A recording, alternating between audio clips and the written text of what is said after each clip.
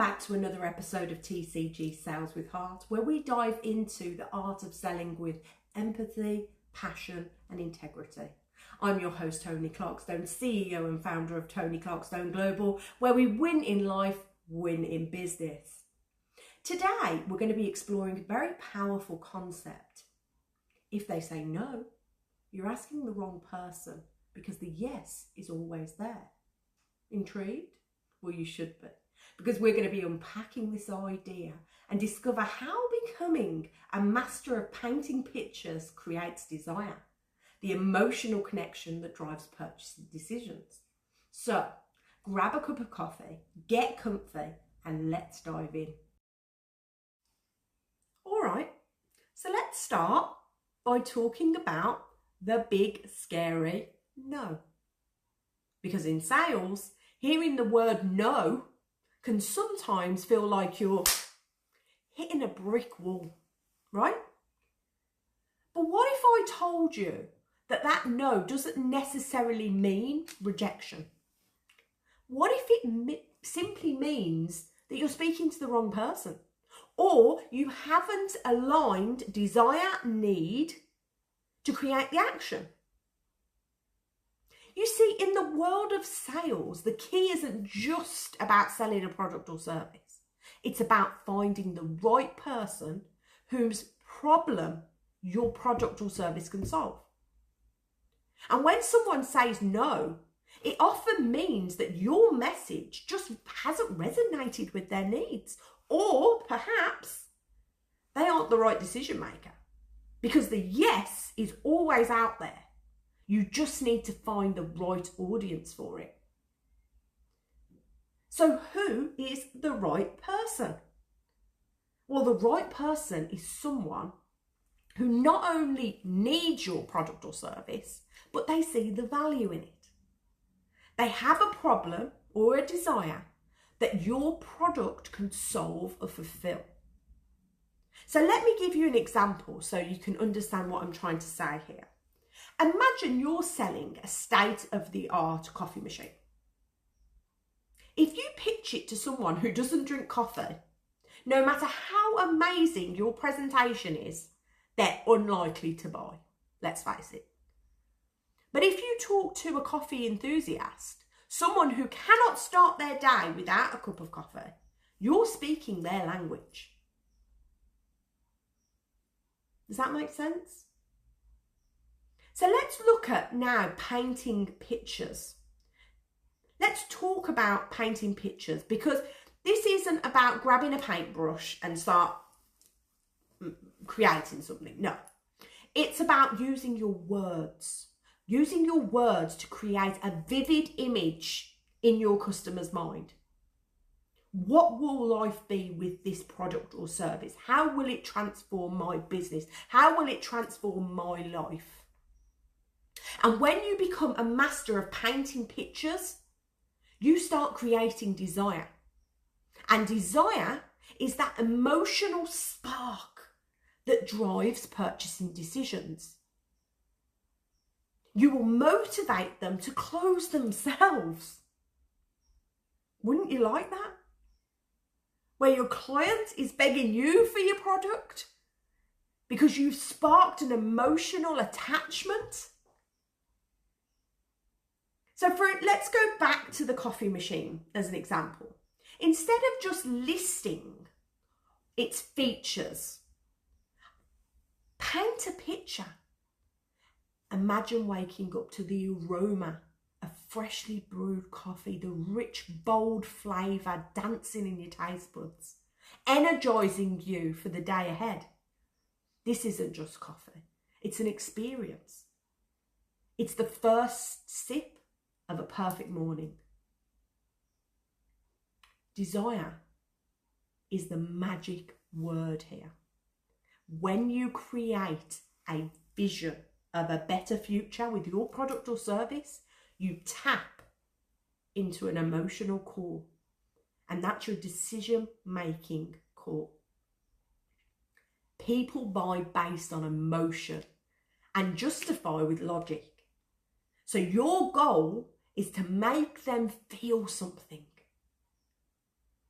You need to take the time to understand your customers, understand their dreams, understand their pain points, understand the desire. And then you craft a message that shows you how your product bridges the gap between where they are now and where they want to be. So if you remember in the last episode, I talked to you about translating the features into benefits. And understanding your customers' needs is an essential part of what we do in sales when we're selling with empathy, passion, and integrity. Connecting on an emotional level isn't just selling a product. It's building relationships and it's trust.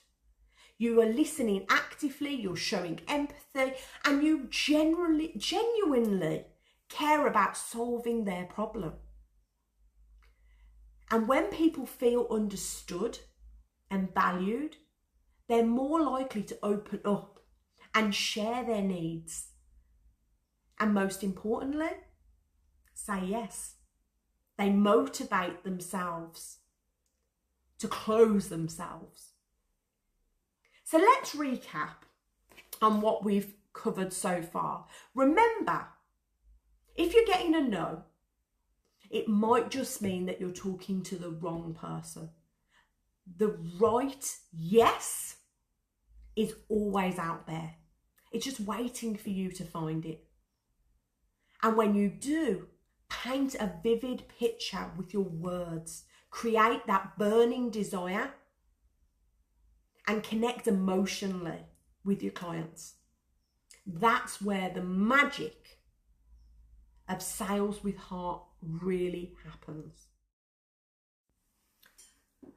So, how do you find the right person to talk to? This is where compassionate conversations comes into play. Because compassionate conversations is where you genuinely understand and care for your potential clients. It's about listening more than you speak and asking the right questions. So here's a few tips to help you identify the right decision maker. Number one, do your homework. Before any sales conversation, you need to have researched that company and identified the key stakeholders. You need to be looking at the company's structure and determine who might have the authority to make a purchasing decision. Then you need to be asking open-ended questions. When you're in a conversation, ask questions that help you to understand their needs and their challenges. Questions like, can you tell me more about your decision-making process? Or, who else is involved in this decision? It can reveal a lot by asking open-ended questions. The third step I would say is listen actively, pay close attention to what they're saying and how they're saying it. Actively listen, and it can help you to pick up clues that might indicate you're speaking to someone who doesn't really have the final say. The fourth step is building relationships. Focus on genuine relationships within an organisation. Sometimes a low-level employee can become an advocate within an organisation, guiding you to the right decision maker. So build relationships. And when you hear a no, don't get discouraged. Instead, use it as a stepping stone. Use it as a stepping stone to navigate you. So let's bring this to life with a real world example. I coach a lot of sales professionals, and Sarah came to me because she was facing constant rejections from companies that she was targeting. But instead of giving up, she took a compassionate approach and she started to build relationships with contacts throughout the business. And she eventually learned that the decision maker was someone else entirely. But with her contacts, she was able to get a personal introduction to the right person. And then she eventually managed to close that deal. So remember, a no isn't the end. it's an opportunity. And by focusing on compassionate conversations and truly understanding their needs and the structure of their company, you can turn those no's into yeses. So thank you for tuning in to TCG Sales with Heart. I hope you enjoyed today's episode. Please subscribe and leave us a comment. Join us next time when we continue to explore how compassion and empathy can transform your sales approach. Until then, keep selling with heart.